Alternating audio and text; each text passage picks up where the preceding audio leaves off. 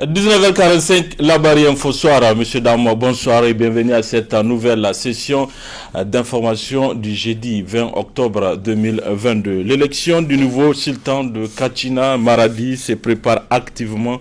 Le collège électoral est déjà convoqué pour le 5 novembre 2022. Cependant, 33 des candidats à cette élection se plaignent des conditions dans lesquelles cette élection se prépare. Leur avocat était face à la presse ce jeudi pour attirer l'attention des autorités sur les risques d'organiser cette élection dans ces conditions. Maître Ould Saïd. Ça a commencé depuis octobre 2021. En octobre 2021, et il y a un membre du collège électoral qui, selon la coutume du sultanat du Maradi, il est membre du collège électoral. Il a eu à tenir des propos qui sont des propos de nature à remettre en cause son impartialité et sa crédibilité. Et nous avons décidé, on a fait une plainte au niveau du tribunal de grande instance de Maradi contre ce membre du collège électoral qui est appelé à siéger parmi ceux qui vont choisir le sultan. Donc le dossier est présentement en instruction devant le tribunal de grande instance de Maradi.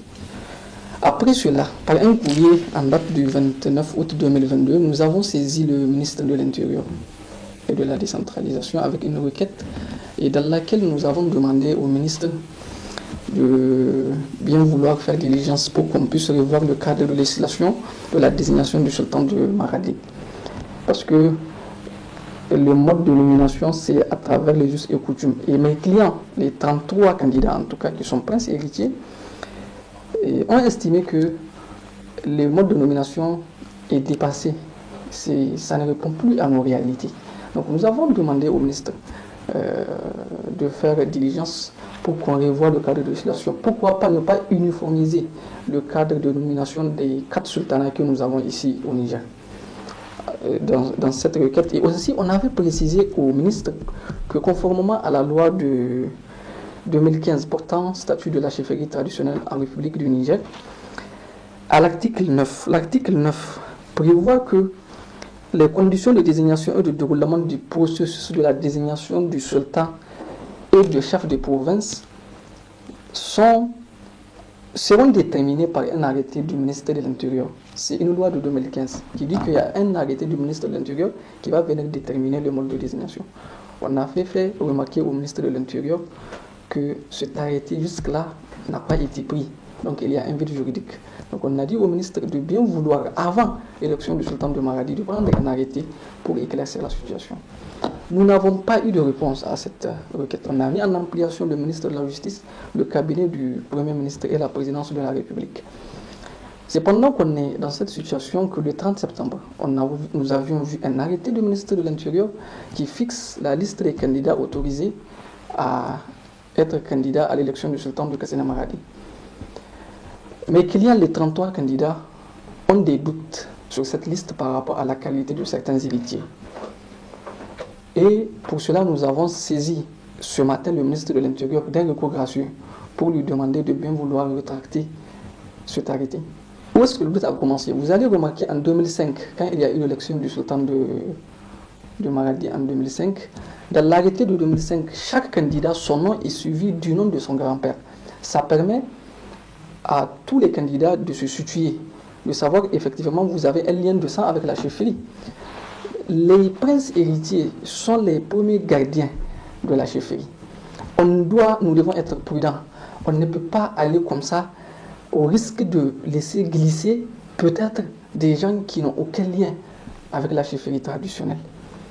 Donc quand on a vu l'arrêté, vraiment nous, il y a des gens contre lesquels on a des doutes. Et nous avons remarqué que l'arrêté de 30 septembre 2022 ne mentionne pas les noms des grands-pères. Donc on a saisi le ministre de l'Intérieur pour lui citer les noms.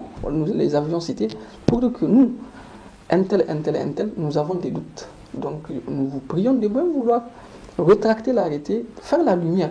Il leur appartient, nous avons dit c'est des doutes, il leur appartient à eux de nous montrer, de prouver qu'ils appartiennent effectivement par un arbre généalogique. Donc ce recours a été déposé. Cependant, hier, nous avions vu sur les réseaux sociaux encore un arrêté du gouverneur de la région de Maradi qui convoque le collège électoral pour le 5 novembre pour venir élire le sultan de Maradi. Donc c'est ça, nous, je sais que c'est cette démarche que nous ne comprenons pas. Nous allons encore saisir le gouverneur de Maradi pour lui demander de retracter cet arrêté, pour lui demander de suspendre l'exécution de cet arrêté, en attendant que notre recours puisse aboutir devant le ministère de l'Intérieur, en attendant que notre procédure judiciaire contre un des membres du collège électoral, et d'ailleurs même dans l'arrêté du gouverneur du 18 octobre et d'avant-hier, vous allez voir, on dit que le collège électoral est convoqué. On ne précise même pas qu'ils sont membres du collège électoral. Donc nous demandons au gouverneur de bien vouloir peut-être prendre un arrêté pour au moins nous dire qui seront les membres du collège électoral. Parce que nous, ceux que nous craignons, nous allons nous retrouver dans le collège électoral avec quelqu'un qui, déjà, nous sommes contre lui devant les juridictions compétentes. Donc notre appel, vraiment, c'est à l'égard des autorités administratives. Et nous leur demandons de bien surseoir à cette procédure. Ouverture de la 4e réunion ministérielle de la commission climat pour la région du Sahel au centre Mahatma Gandhi. Une réunion qui permet de renforcer la synergie entre les acteurs, mais aussi de contribuer à la mobilisation des ressources pour la mise en œuvre d'actions cohérentes de lutte contre le changement climatique. Hamza Sakou, chez Bougisso. C'est dans le cadre de la poursuite de l'opérationnalisation de la Commission climat pour la région du Sahel que se tient au Niger, pays coordonnateur, les assises de la 4e réunion ministérielle de cette institution sahélienne, une rencontre permettant ainsi de présenter les résultats obtenus lors des 5 dernières années du processus. La mise à la disposition de la Commission par le Niger d'un bâtiment aménagé et équipé pour lui servir de siège.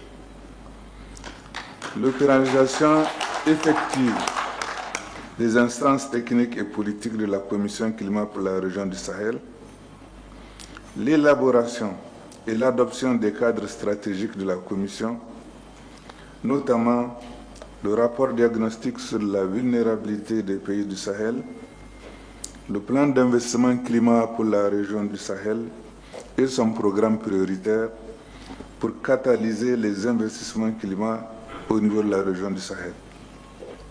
La définition des cadres de concertation et le renforcement de la synergie d'action entre les institutions partenaires. L'organisation d'événements de plaidoyer et de mobilisation des ressources, notamment une table ronde sur le financement du plan d'investissement climat, organisée à Niamey le 26 février 2019, une réunion consultative de haut niveau sur le Sahel et le lancement officiel de la nouvelle offre du PNUD pour le développement du Sahel à New York, respectivement le 22 septembre 2019 et le 9 décembre 2021. L'élaboration des programmes et projets structurants en cohérence avec les cadres stratégiques de la Commission.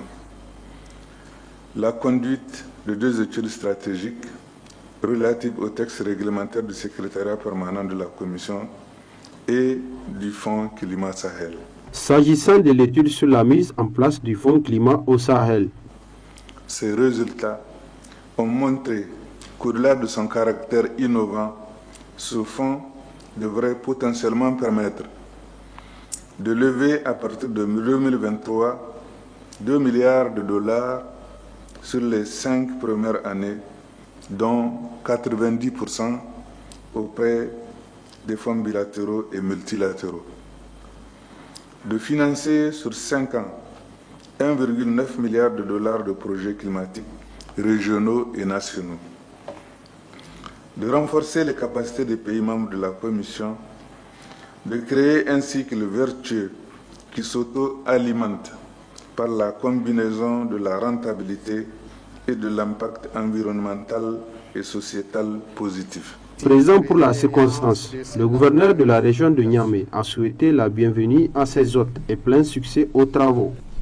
Ouverture ce matin au Grand Hôtel du Niamey d'un atelier régional d'évaluation des rapports provisoires d'une étude, une initiative de l'Union internationale pour la conservation de la nature à travers le programme PAP B50. Plus de précisions avec Nafissatou Yaya et Boubacar Souley.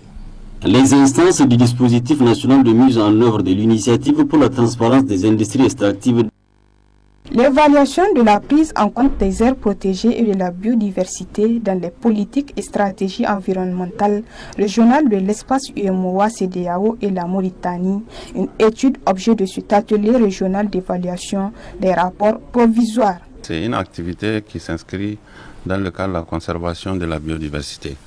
Qui dit conservation de la biodiversité dit mobilisation des différents acteurs, que ce soit les acteurs étatiques, les acteurs de la société civile, mais aussi les communautés locales.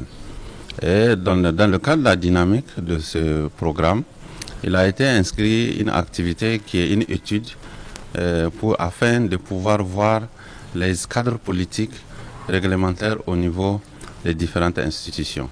À la sortie de cette étude, il y aura une validation d'une étude de consultance qui sera toilettée et mise en commun afin de pouvoir donner aux États un cadre très important afin d'apporter une réponse coordonnée à la région ouest-africaine. La problématique des aires protégées en Afrique de l'Ouest, une dynamique qui revêt cette importance capitale, d'où cet appel pressant. C'est de faire un état des lieux de la prise en compte de la biodiversité des aires protégées dans nos politiques et stratégies régionales.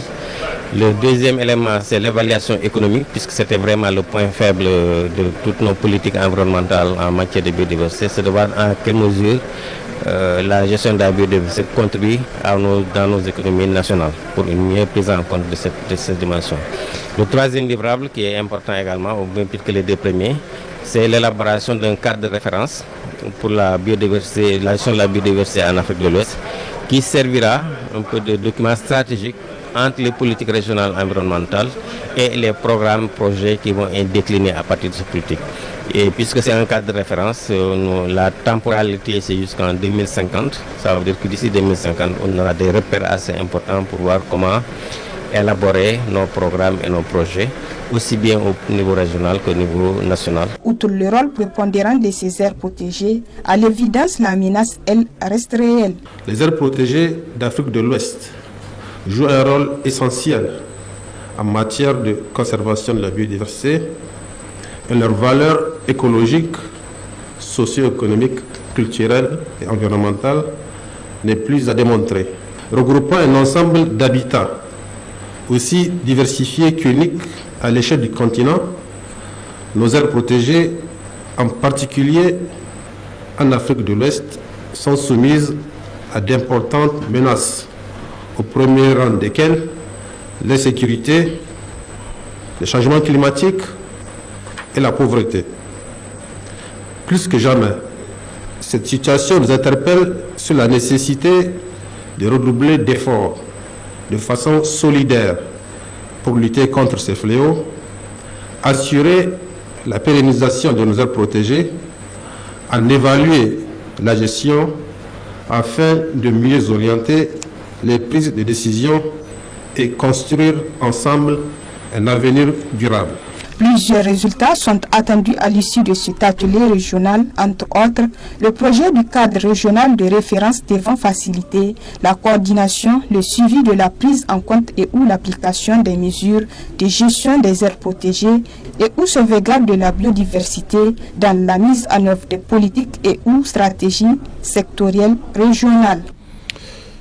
Session ordinaire ce jour 20 octobre du groupe multipartite de concertation du dispositif national de l'initiative pour la transparence des industries extractives.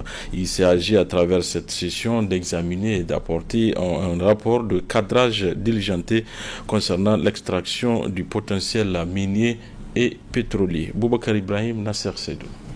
Les instances du dispositif national de mise en œuvre de l'initiative pour la transparence des industries extractives de NUTA Niger se retrouvent ainsi à travers ce cadre pour la session ordinaire du groupe multipartite de concertation GMC au titre de l'année 2022 pour l'examen et l'adoption d'un projet de rapport de cadrage élaboré par un cabinet international. Je me chargerai moi personnellement de vous présenter le rapport de cadrage et les suggestions, remarques et demandes d'explication que vous allez formuler lui seront transmis par le soin du secrétariat exécutif. Donc je compte sur vous pour que, au moment de la validation du rapport pays, pour vérifier que vos observations ont été prises en compte. Donc nous nous contenterons donc d'approuver le seuil de matérialité ainsi que le périmètre de conciliation proposé. Placé sous le haut parrainage du directeur du cabinet du Premier ministre, celui-ci n'a pas manqué de relater tout l'intérêt que le dit rapport pourrait représenter pour le Niger une fois adopté. Notre dispositif s'attelle à produire son deuxième rapport depuis la réintégration de notre pays à l'ITIE le 13 février 2020. Le cabinet BDO LLP, basé à Londres, a été recruté pour produire les rapports des années 2019 à 2022. La présente session sera l'occasion pour examiner et valider le rapport de cadrage. Le processus de validation de notre pays débutera, Inch'Allah, en avril 2023. À l'issue de la validation, une note sera attribuée par le comité de validation et le conseil d'administration de l'ITIE international. Cet exercice, comme vous le savez, est en cohérence avec les dispositions pertinentes de notre Constitution. Il va sans dire que le rapport pays 2020 influera sur la note qui sera attribuée au Niger. Vous comprendrez alors toute l'importance que le gouvernement, sous la conduite de son Excellence Oumoud Mohamed, Premier ministre, accorde au dit rapport afin que nos efforts collectifs et l'image de notre pays soient magnifiés. À rappeler enfin qu'il s'agit à travers ce dispositif national de disposer le Niger d'un cadre fiable permettant de veiller à rendre transparent la destination des ressources issues de l'extraction et la conformité des investissements opérés dans ce sens. Fin de cette édition. Merci à vous de l'avoir suivi. Au revoir.